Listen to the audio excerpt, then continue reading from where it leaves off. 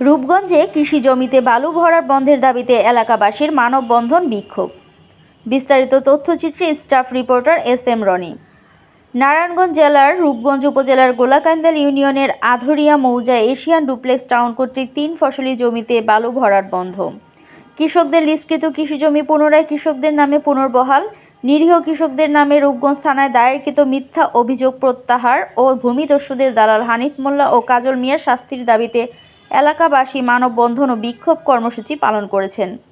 ২৮ December উপজেলা গোলাকান্দাল ইউনিয়নে মাহনা এলাকায় এই মানববন্ধন ও বিক্ষোভ কর্মসূচি পালন করেন এলাকাবাসী। এই দালালরা বালু ভইরা আমাদের কৃষি সম্পদ যা আছে সব শেষ করে দিয়েছে। আর কিছু চাই না, আমরা জীবন ভিক্ষা চাই। ৮১ সনদটা নাকি আমি এই সরকারের থেকে লিস্টটা খাইতেছি।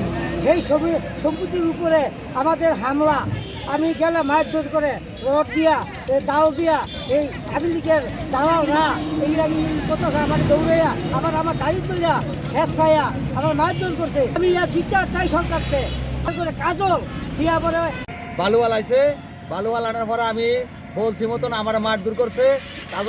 কাজলে আনিবে হেরা মারধর করছে, আবার আমার ইয়া করে দাঁড়ি ধরে টান দিছে।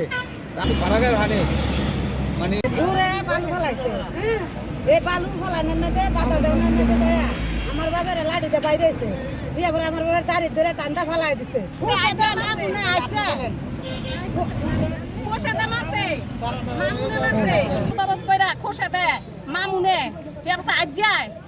আরো কোম্পানি লোক মিল্লা মারছে, মাইরা তারা রাস্তাঘাটে বেরোলে আমাদেরকে হুমকি দিচ্ছে, যে মারা হুমকি দিচ্ছে, আমরা জায়গা থেকে চলে যাই। আমাদের জায়গা মিথ্যা মামলা দিয়ে আমাদেরকে ভয় দেখানো হচ্ছে। তারা বলছে যাতে আমরা এই জায়গা থেকে চলে যাই, মিথ্যা মামলা দিয়ে আমাদেরকে অনেক ভয় দেখানো হচ্ছে। আমরা গরিব মানুষ, এই জায়গায় কৃষি কাজ করে খাই।